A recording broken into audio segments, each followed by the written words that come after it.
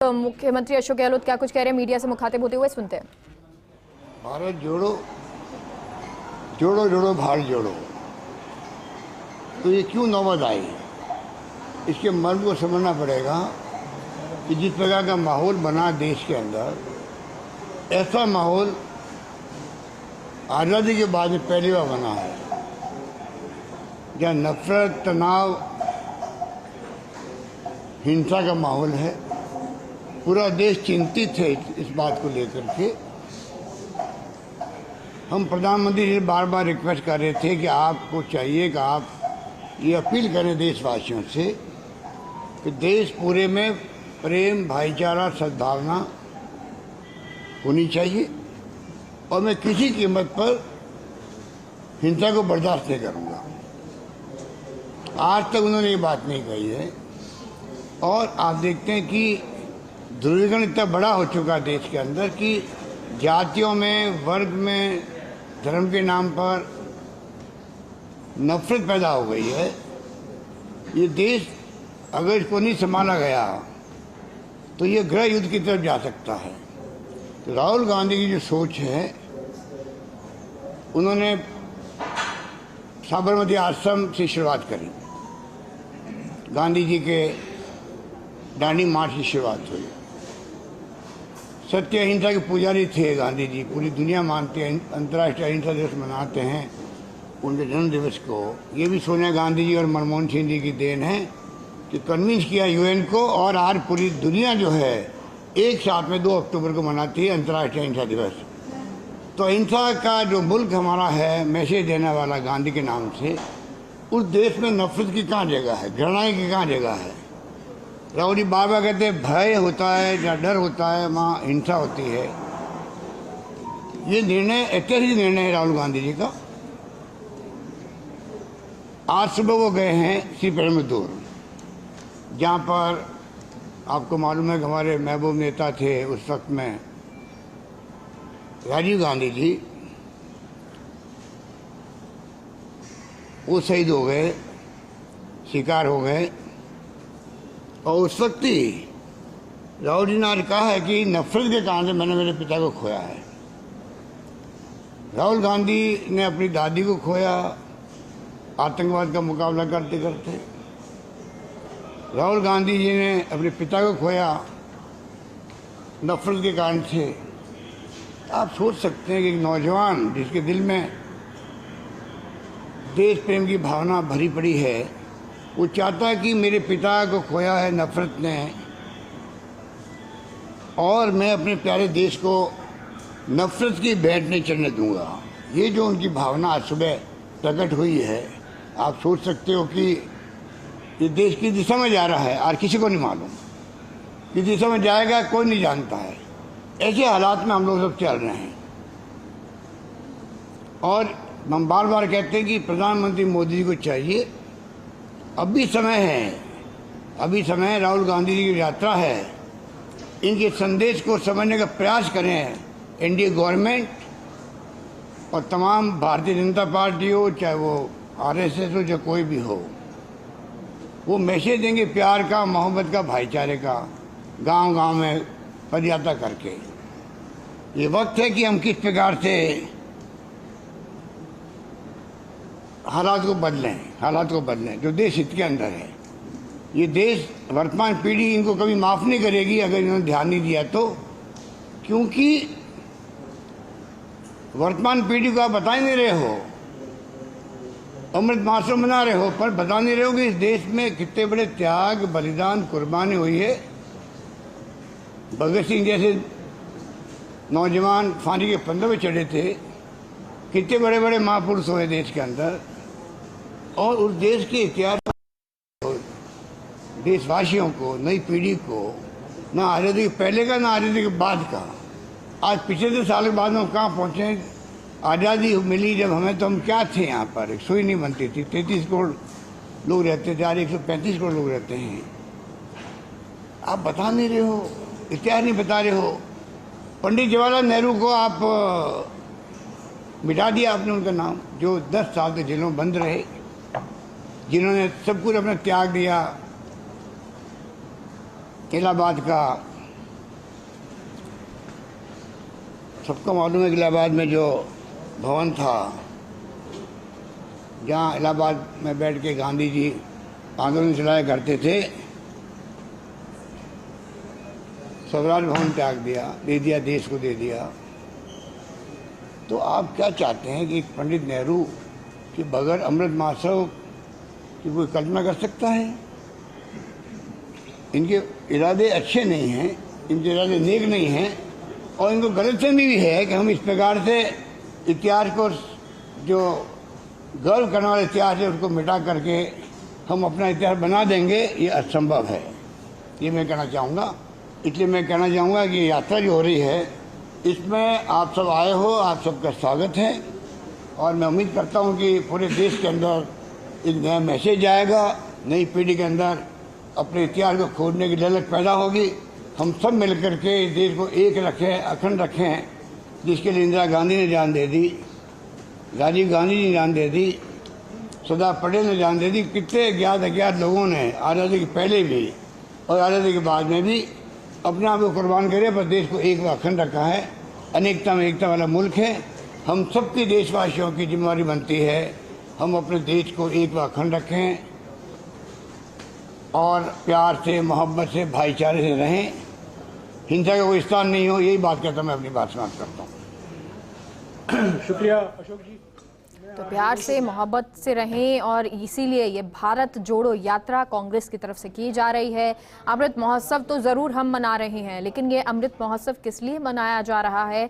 जो हमारे शहीद हैं, जिन लोगों ने इस देश को आज़ादी दिलाने के लिए फांसी को अपनाया, उन जब से ये लोग कांग्रेस छोड़ के गए हैं, जो लोग भी गए हैं या जा रहे हैं, वो कांग्रेस की भावना जो है उसको रिप्रेजेंट नहीं करते। वो लोग जिस प्रकार के उन्होंने रवैया अख्तियार किया है अपने स्वार्थों के कारण से, कौन अपने घर को छोड़ के जाएगा?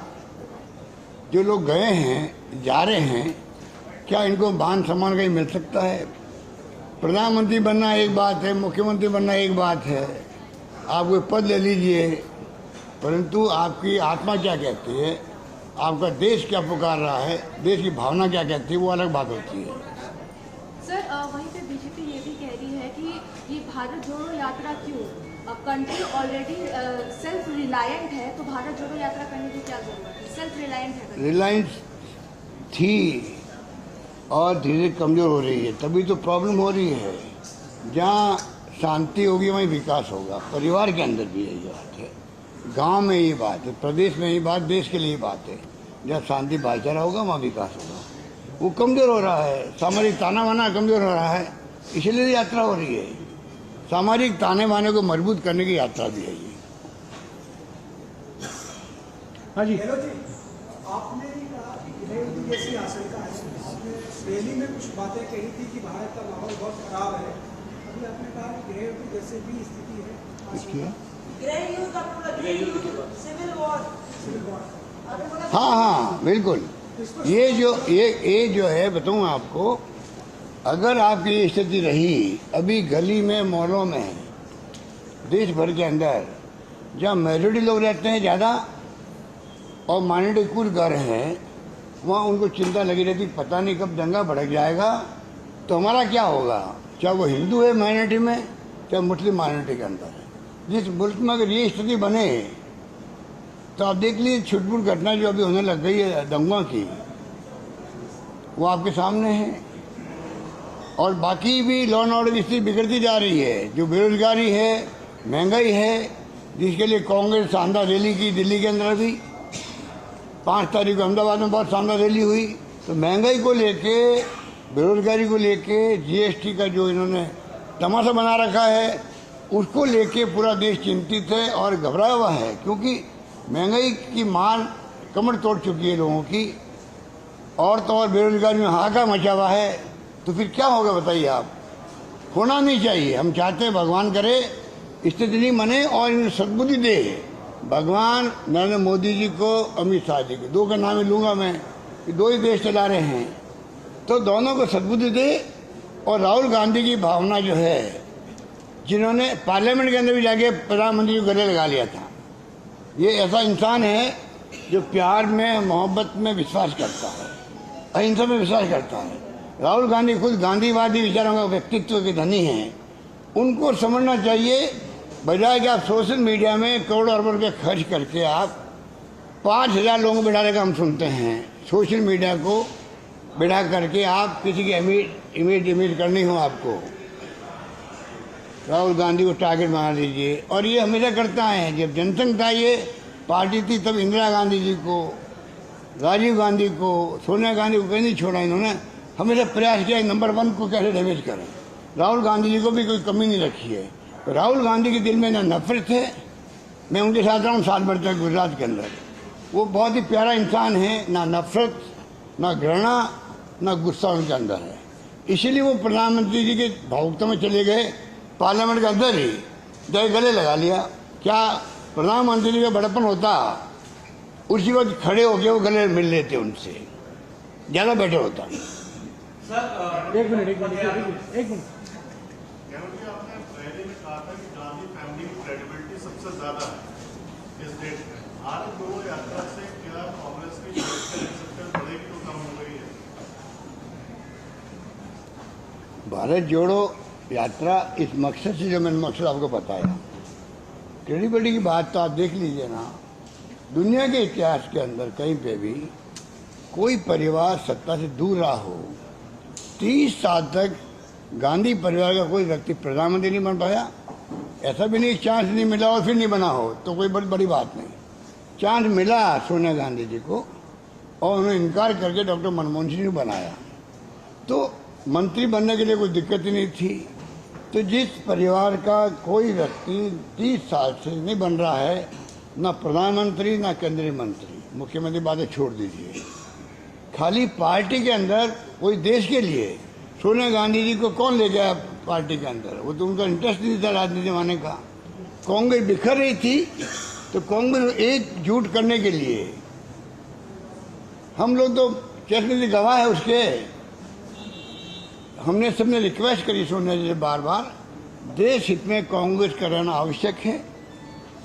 आपको भी आने वाली पीढ़ी माफ़ नहीं करेगी अगर आपने राजनीति में कदम नहीं रखा तो, क्योंकि पंडित नेहरू से लगा के अभी तक जो है कांग्रेस को नेतृत्व प्रदान किया है। आज कांग्रेस संकट में है और आप उनकी परिवार की वारिस हैं। अगर आपने स्वीकार नहीं किया, कांग्रेस बिखर गई तो इतिहास माफ आपको भी नहीं करेगा। ये हमें कहना पड़ा, तब जाके वो राजनीति में आई थी। और 20 साल 22 साल 24 साल देख लीजिए आप, जिस प्रकार देश में सम्मान प्राप्त किया उन्होंने, मान सम्मान प्राप्त किया है। लोग कहते थे विदेशी विदेशी कहते थे, आज सब लोग उनका सम्मान करते हैं। ये क्या बताता है? अब मैं जो कहना चाहता हूँ, जो आपका क्वेश्चन है कि कंट्री में अगर हर जाति, हर धर्म, हर वर्ग के अंदर अगर वो चाहते हैं कि ये परिवार का भी व्यक्ति बनता है, चाहे राहुल गांधी बने, तब भी ये न्याय करेंगे हमारे साथ में। जो निर्णय करेंगे उस वक्त में ये अपना पराय नहीं देखते हैं, ये हकीकत है। गांधी परिवार की सबसे बड़ी खूबी मैं ये मानता हूँ, वो नहीं देखता है ये मेरा है या पराया है। जब कोई मिलने जाता है, अपनी बात कहता है, निर्णय वही करते हैं जो कि पार्टी के इंटरेस्ट में होता है। ये मैं अपने व्यक्तिगत अनुभव से कह सकता हूँ आपको। तो क्रेडिबिलिटी मैंने कहा हाईएस्ट इन लोगों की है, ये मैंने कहा। इसलिए पार्टी सब चाहती है कि कांग्रेस का नेतृत्व राहुल गांधी करे। आज क्यों कहते हैं, आज भी राहुल गांधी के पीछे क्यों पड़े हुए हैं कांग्रेसियन कि राहुल गांधी कांग्रेस अध्यक्ष बनेंगे तो पार्टी एकजुट रहेगी। एक मिनट सर, मेरा सवाल ये है कि 35 किलोमीटर की यात्रा है, 150 दिन तक राहुल गांधी रहेंगे। संगठन का चुनाव भी अगले महीने है और उस चुनाव के दौरान क्या मान लिया जाए कि यात्रा के दौरान राहुल गांधी को अध्यक्ष के तौर पर भी आप लोग अध्यक्ष उनको बना देंगे, अध्यक्ष के तौर पर भी राहुल गांधी को देखा जाएगा? देखिए, आज भी लोग ये भावना रखते हैं कि राहुल गांधी जी को कांग्रेस अध्यक्ष बनना चाहिए। एक चुनाव में हम लोग कामयाब नहीं हो पाए 19 के अंदर, तो नैतिकता के आधार पर उन्होंने इस्तीफा दे दिया। पर वो जो व्यक्ति है, उन्होंने उस दिन कहा था वर्किंग कमेटी के अंदर कि कांग्रेस जो मुझे कहेगी वो मैं काम करूंगा, पर मैं अध्यक्ष नहीं बनना चाहता। हम चाहते हैं कि वो अगर अध्यक्ष बनते हैं, हम सब लोग मिलके राजनीति में कार्यकर्ता जो है कांग्रेस के, सब मिलके हम लोग कोई कमी नहीं आने देंगे और उनके नेतृत्व में कांग्रेस मजबूत होगी, आगे बढ़ेगी और चुनौती जितनी भी है उसका मुकाबला करने में कोई कमी नहीं रखेंगे। चुनौतियों पर बड़ी बड़ी चुनौतियां देश के सामने हैं। राहुल गांधी बनते हैं तो वो चुनौतियों का मुकाबला करने में आसानी रहेगी। हमारे बीच में दिग्विजय सिंह जी भी आ गए हैं। मैं आपसे गुजारिश करूंगा प्लीज़ यहाँ आएँ और सवाल आप दिग्विजय सिंह जी से भी कर सकते हैं। संदीप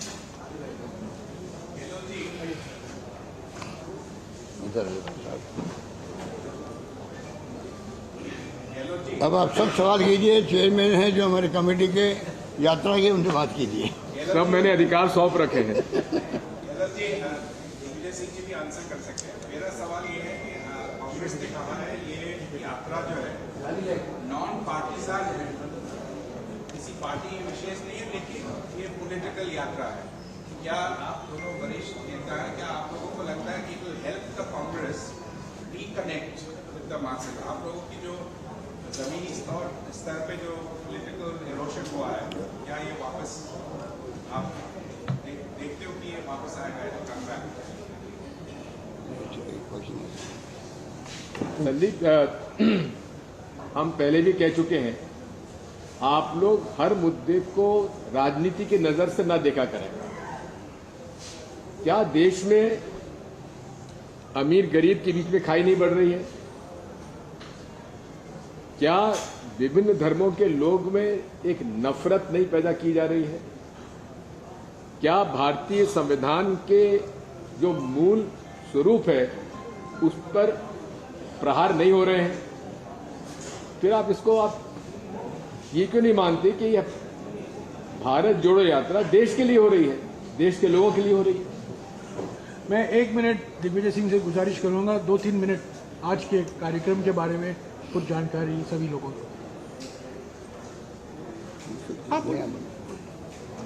आज का जो कार्यक्रम ये है, राहुल जी श्री पेरुंबदूर में